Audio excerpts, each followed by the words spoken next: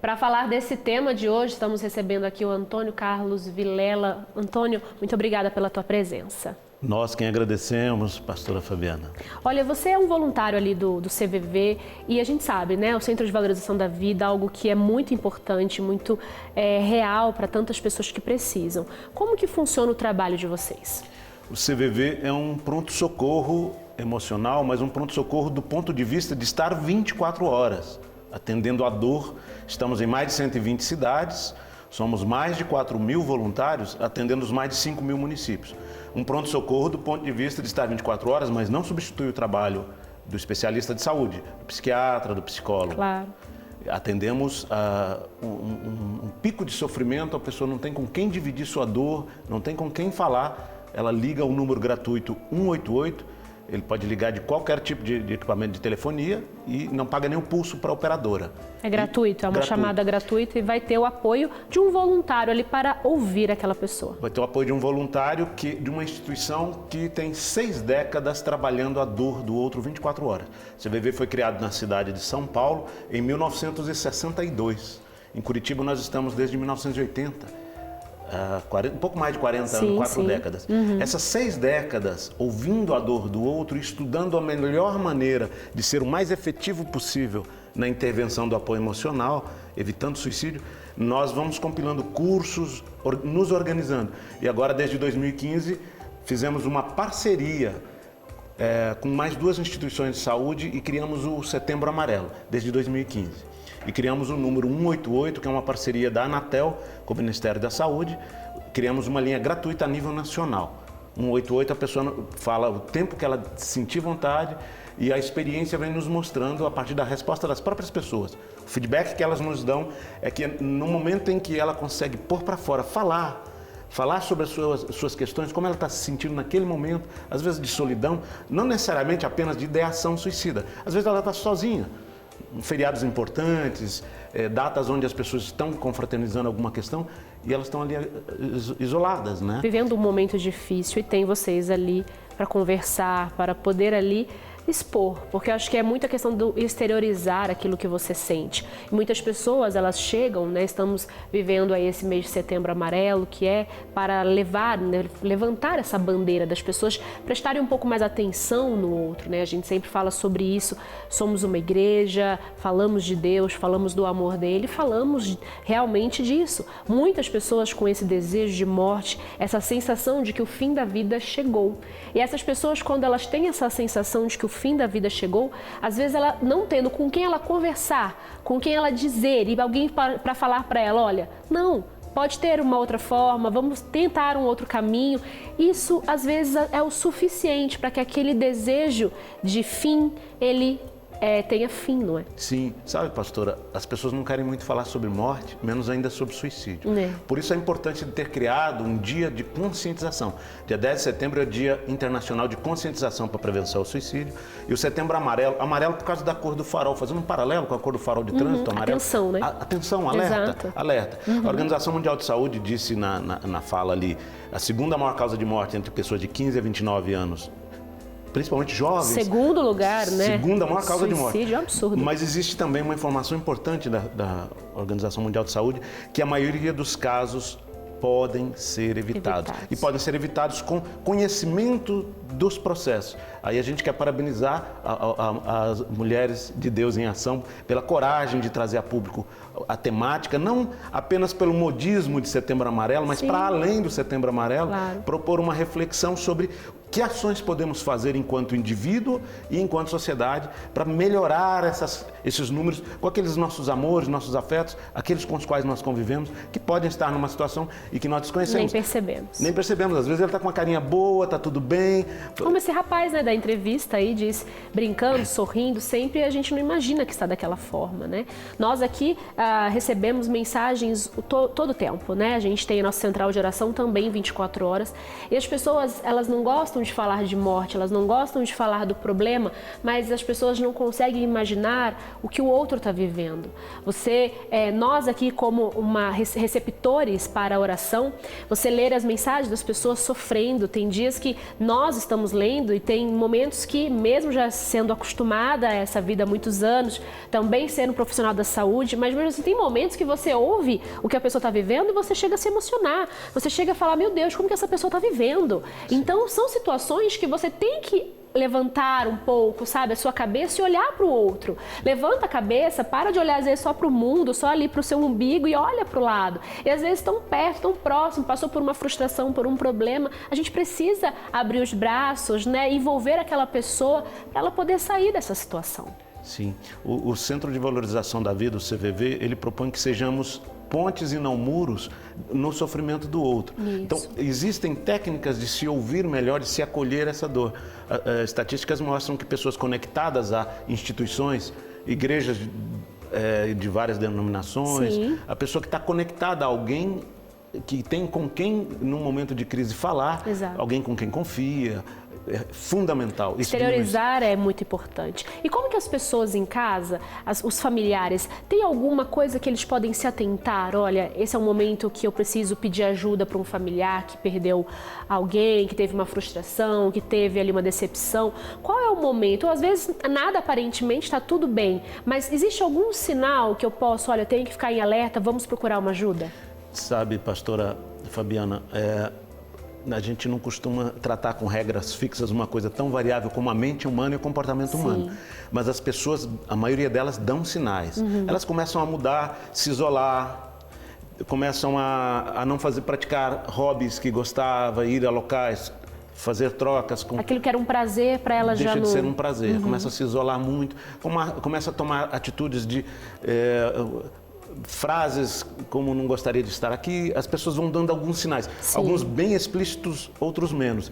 Então é momento de buscar ajuda, de falar, no momento em que você fala de igual para igual, sem julgamento, sem se colocar na condição de que você vai resolver aquele problema. Digamos que a pastora Fabiana divida comigo algo Sim. pessoal, digamos que eu fosse um familiar, Sim, a senhora claro. viesse dividir comigo. Eu não me colocar a solução que eu dei para uma mesma circunstância Claro. para você, porque...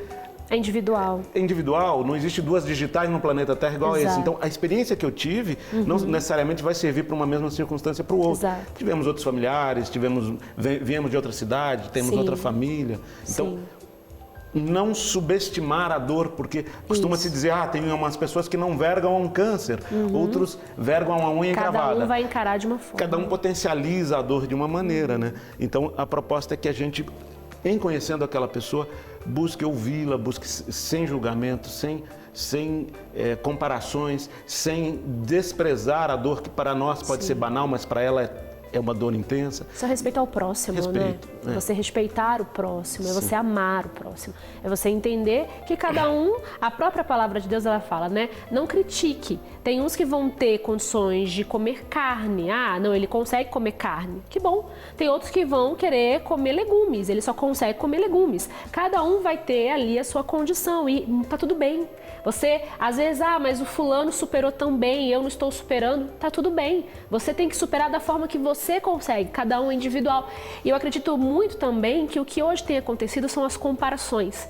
Hoje em dia nós vivemos num mundo todo de comparações e as pessoas se comparam, né? As redes sociais, elas estão aí, eu sempre falo sobre isso aqui, não tem como falar do CVV, não tem como falar de desejo de suicídio, de morte e não pensar que muitas pessoas pensam no fim, pensam no suicídio em razão de olharem para a sua vida e as expectativas não terem sido supridas. Aquilo que ela colocou como expectativa baseado no que ela vê nas outras pessoas, ela não conquistou e muitas acabam tomando certas atitudes, pensando que para ela nunca vai chegar, nunca vai alcançar. Né?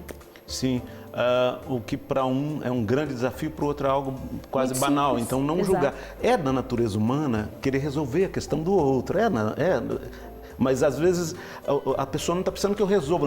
A pessoa mal começou a falar comigo, narrar a sua dor, como está se sentindo, eu já quero dar soluções. E a pessoa, na verdade, ela está precisando ouvir, ser ouvida. Ela está precisando ser acolhida. Ela está precisando que o outro ouça e o protagonista da fala que seja quem está falando, que eu consiga ouvir silenciar a minha mente. É um exercício. Nós podemos aprender a ouvir como aprendemos uma língua, como aprendemos a tocar um instrumento. E é uma ferramenta extraordinária de relações humanas. Eu melhoro a minha relação comigo e diminuo os conflitos com as demais pessoas a partir do momento em que eu consigo deixar com que flua a fala dela com naturalidade. Ela não precisa que você resolva aquele problema imediato, por mais que ela pense que precise. Né? Na verdade, o que ela está buscando é ser ouvida, quando ela põe para fora é como se ela tirasse uma toxina. A gente costuma dizer muito em palestras públicas do CVV, quando eu estou fazendo a narrativa de algo que eu não consigo falar com ninguém, é como se eu colocasse luz nos porões na minha alma, é como se eu reorganizasse. A psicologia chama de insight. Enquanto eu estou contando coisas que dificilmente eu falaria para outra pessoa, eu vou tendo insights, a gente chama de cair fichas. Né? Vai reorganizando. É como se eu pegasse a minha casa e fosse fazer uma faxina. Num dado momento vai ter cadeiras com os pés para cima em cima da mesa, aí eu consigo ver embaixo da mesa que tinha sujeiras que eu não mexia a tempo. E aí eu preciso reorganizar aquilo. E vai colocando luz nesses porões.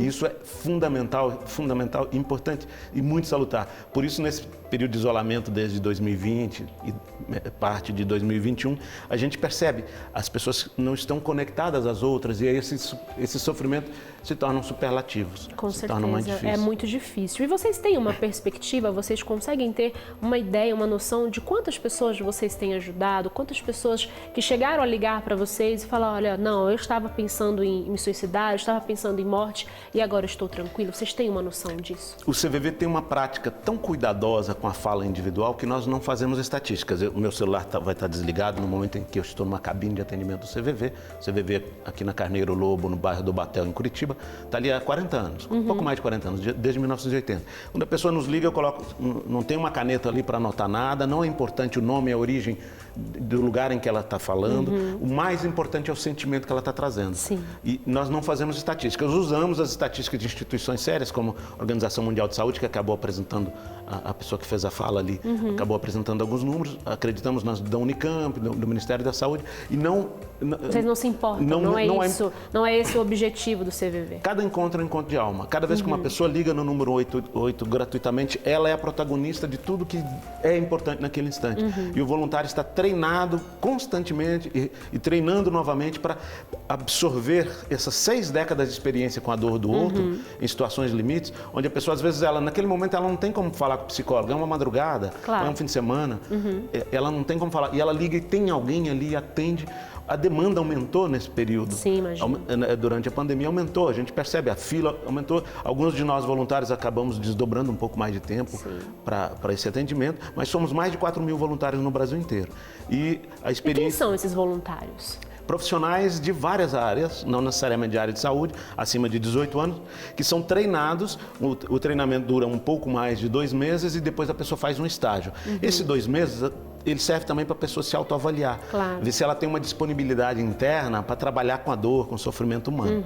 Então, é toda uma pessoa, um preparo para que ela possa estar ali para doar, né? Não é nada além do que você doar um pouco do seu tempo, a sua vida ali para uma outra pessoa que está precisando. Perfeito, pastora Fabiana. Assim, tem profissionais da área de psiquiatria, de psicologia, de direito, na organização do CVV, mas no atendimento às pessoas tem professores, tem pessoas de várias formações.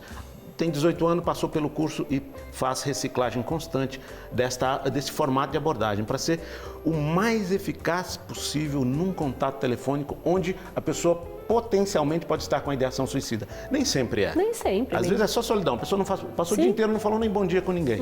E aí ele tem ali alguém. Ajuda. E as pessoas às vezes não perguntam. Então, se vocês não dão conselho, se vocês não são diretivos, se vocês não ajudam a resolver o problema circunstancial da pessoa, então é um monólogo?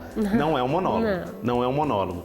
Existe uma troca, existe um diálogo com um aprendizado de 6 décadas tentando fazer com que seja o mais eficaz possível aquele tempo da ligação. Que pode durar 20 minutos, 40 minutos, 1 hora, 2 horas, pode durar muito mais tempo. Desde que esteja a ligação, ela é interrompida pela pessoa que liga. Claro. Desde que esteja acontecendo a relação de ajuda, que nós chamamos de relação de ajuda, é quando nós podemos realmente... perceber que estamos ajudando. Que aquela conversa está fluindo para o bem daquela pessoa. Antônio Carlos, muito obrigada pela tua presença aqui, voluntário ali do CVV. Que Deus abençoe abençoe ainda mais o trabalho de vocês, que é muito lindo, muito bem, seja valorizado aí pela sociedade, pelas políticas públicas e por todos aqueles que precisam. Nós quem agradecemos, pastora Fabiana, um prazer estar aqui, mulheres que de Deus em ação para nós é um privilégio. Muito obrigado. Em nome do CVV, gostaria de agradecer a todos que nos ouviram. O CVV vai fazer um curso gratuito e remoto para novos voluntários, que é uma prestação de serviço. A pessoa, mesmo que ela não venha a ser voluntária, ela pode fazer o curso para melhorar sua condição de ouvinte. Olha, muito interessante. Isso diminui conflitos. Muito interessante. Então você pode ligar aí, ó, tem o centro aí, o site, tem o telefone também. Liga e se informe, com certeza você vai poder ajudar pessoas, também ajudar aí, quem sabe, até mesmo aqueles mais próximos, né? Um curso gratuito e tenho certeza que vai ser de grande valia.